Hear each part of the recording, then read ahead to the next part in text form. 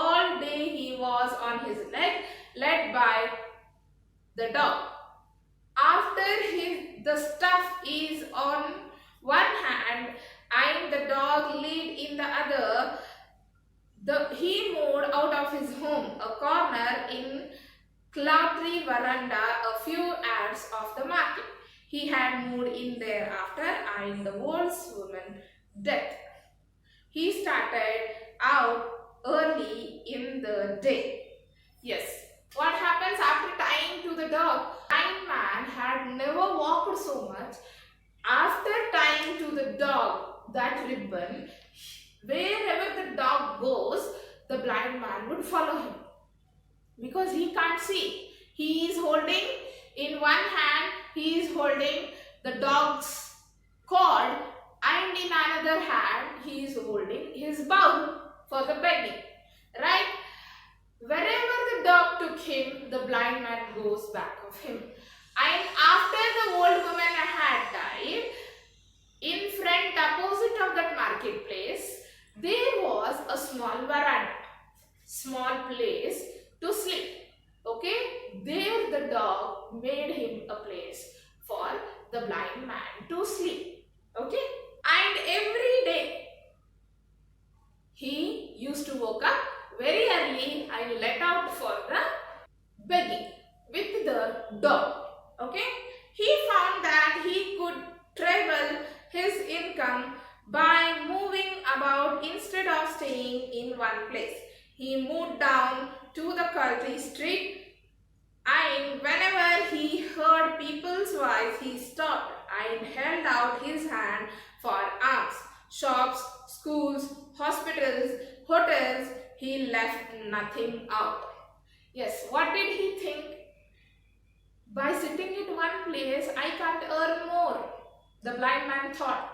And he started to travel each and every place. Wherever he hear the people's voice, a crowd people's voice, he would stand there and put out his arms for the begging. Yes, put out his bowl for the alms, coins, pennies. Right? He had not left not even a single place. Not even the school, shops, hospitals, hotels, everywhere he used to travel. Okay? He gave a tug when he wanted the dog to stop and shouted like a bullock driver. When he wanted him to move on, the dog protected his feet from going into pits or stumping against steps or stones, and took him up inch by inch on safe ground and steps. For this side, people gave coins and helped him. Yes, what happened? As whenever he wanted to stop the dog, he would kick the dog and shout him on like a bullock cart driver will shout on the bullocks. Yes, after that, whenever the dog wanted to take him on a clean path without any stones, without any rocks, if something, he used to go around the legs of the blind man and he would make him to stop, not to walk. Okay? That dog eventually protected that blind man by getting harmed. Okay? By seeing this, the people would eagerly give him the coins. Okay? Children gathered round him and gave him things to eat. Children of the school children gathered to the blind man and gave him something to eat. A dog is essential and active creature who punctuates his hectic rounds with well-defined periods of rest. But now this dog, henceforth to be known as Tiger, had lost all rest. The dog has completely forgotten to rest. The whole day it is just walking, walking, walking. And that blind man named it as a tiger. Okay? He had rest only when the blind man sat down somewhere. At nights the blind man slept with the cord turned around his finger. I can't take he said, a great desire to earn more money than ever before seized his master, so that he felt any resting of wasting of opportunity, and the dog had to be continuously on his feet.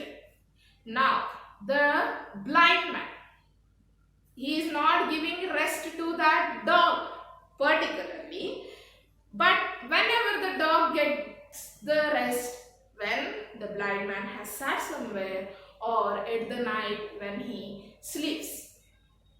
Even when he sleeps, he would tie the ribbon to his finger by telling that I can't take chance with you. And even he desired to earn more money than before. Now he has got the enthusiasm and some sort of courage to earn more money with the help of the dog.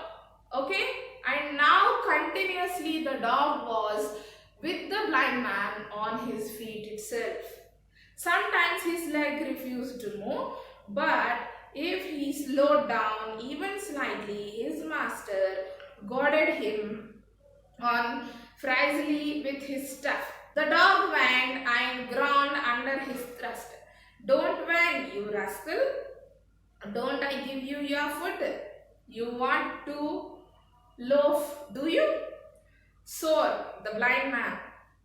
The dog lumbered up and down and round the marketplace and on slow steps tied down to the blind track.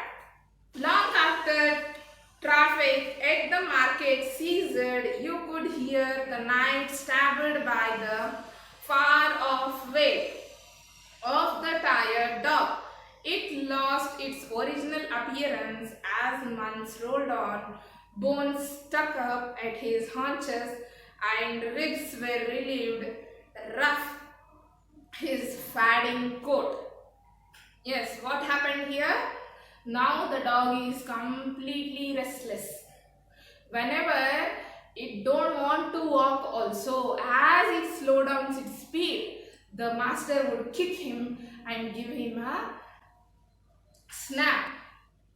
And he would say him, am I not giving you stomach full of food? He will say that and he will take him to his journey with him. This journey makes that dog completely restless, and after the few months when in this particular situation the bones stuck up of the dog and it was lumbered. Lumbered caused difficulty by giving unwanted responsibilities.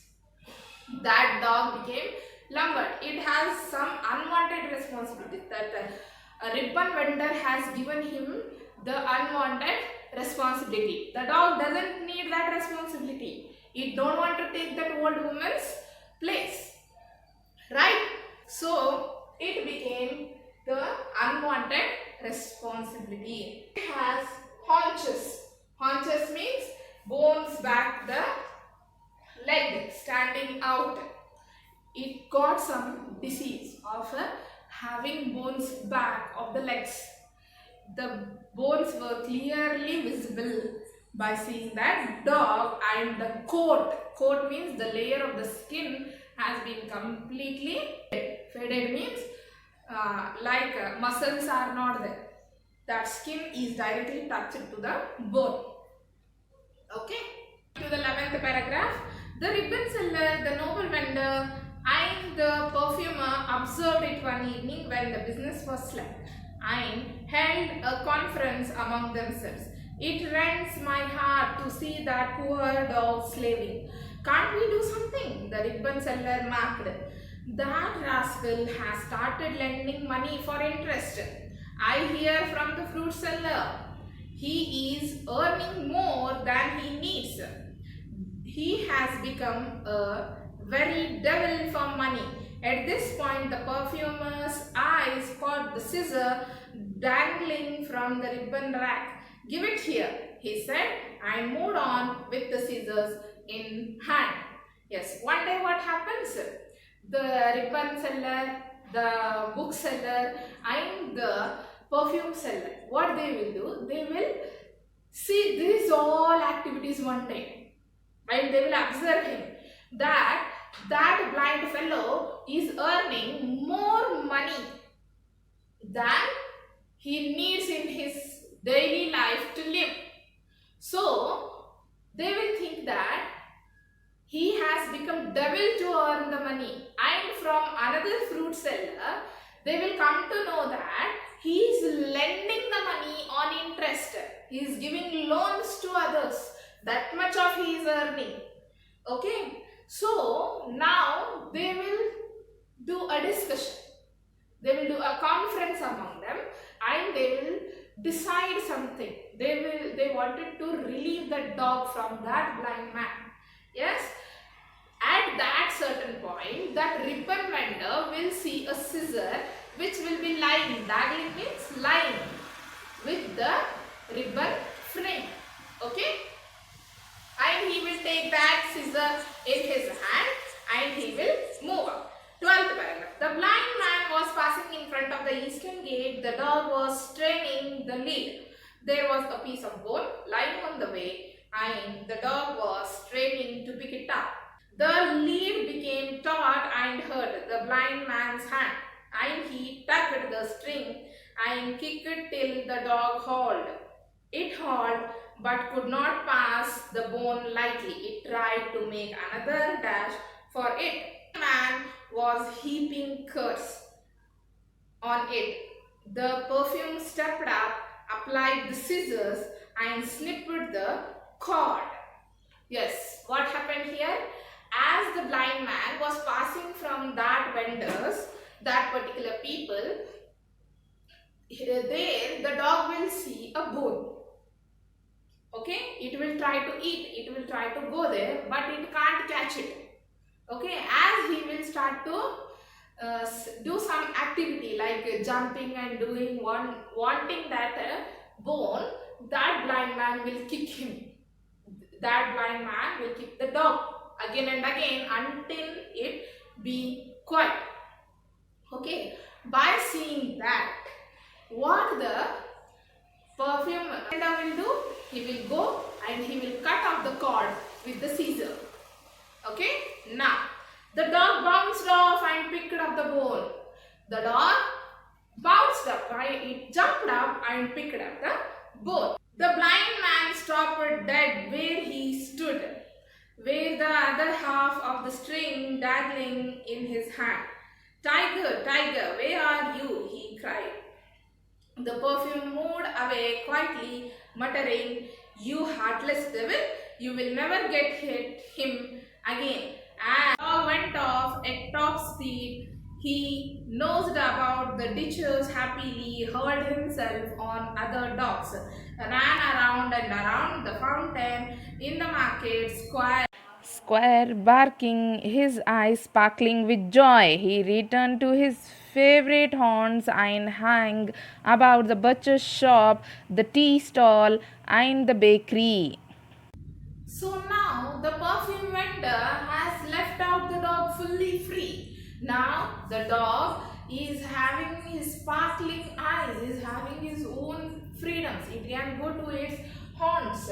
Haunts in the sense familiar places, the old places where he used to be previously. And he can meet his own old friends, foes, other dogs, and the familiar places like bakery and tea stall, and one more, the butcher's shop. Wherever he wants, he is ready to fly now. Now the dog jumps, hops, and it went off from the blind man, and now it is completely free from the hardness of that slavery of that blind man, the cruelty of that blind man. Okay.